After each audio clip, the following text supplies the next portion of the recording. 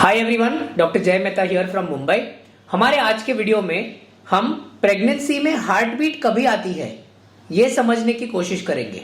Alright, ये मैंने uterus draw किया है। यूट्रस के अंदर के भाग में जहां पे कोई भी लेडी प्रेग्नेंट होती है, मतलब जहां पे गर्भरोपण होता है, इम्प्लांटेशन होता है, उस पार्ट को हम बोलते हैं एंडोमेट्रियम। जैसे कि आपको सबको पता है, एंडोमेट्रियम में डेवलप होता है बेबी के लिए एक जेस्टेशनल सैक। ये मैंने मेरे प्रीवियस वीडियोस में भी ड्रॉ करके सबको बताया है, करेक्ट। अब जेस्टेशनल सैक के अंदर सबसे पहले आता है योक सैक, और योक सैक के बाद में एक पार्ट ऑफ योक सैक पे सबसे पहले डेवलप होने का स्टार्ट होता है फीटल पोल, करेक्ट। हम लोग ने क्या स्टडी किया था कि योक सैक नॉर्मली आ जाता है 5वें हफ्ते पे, 5th वीक पे, ओके। फीटल पोल का डेवलपमेंट स्टार्ट हो जाता है 5th वीक में, बट एक्चुअली एकदम अच्छी तरह से दिखता है 6th वीक में। अब 6th वीक मतलब प्रेगनेंसी का 1.5वां महीना, दैट मीन्स पीरियड मिस होने के बाद 1.5 महीना, 6 वीक्स, ऑलराइट, प्रोवाइडेड आपका पीरियड का साइकिल रेगुलर है, करेक्ट।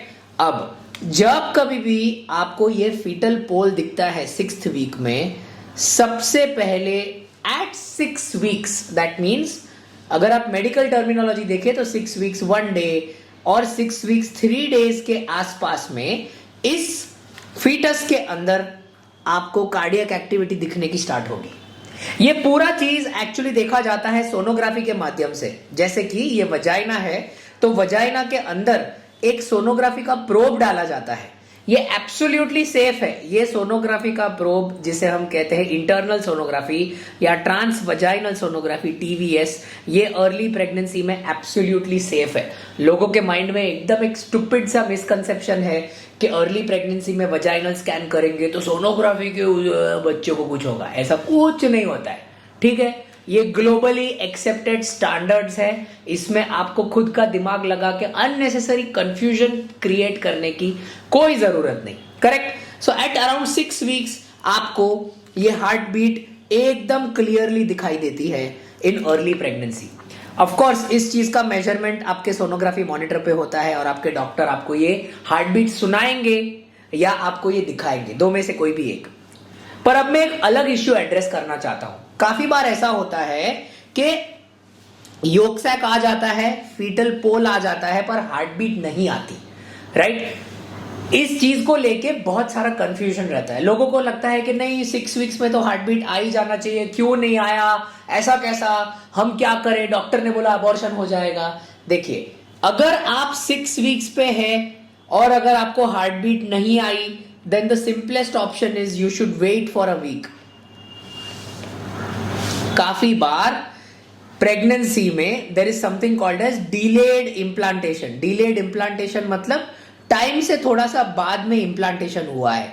ये सिचुएशन में आपका जो हार्ट बीट है, भले पीरियड को मिस होने को 1.5 महीना हो चुका है, भले 6 वीक्स हो चुका है, शायद एक आध हफ्ता लेट आएगी।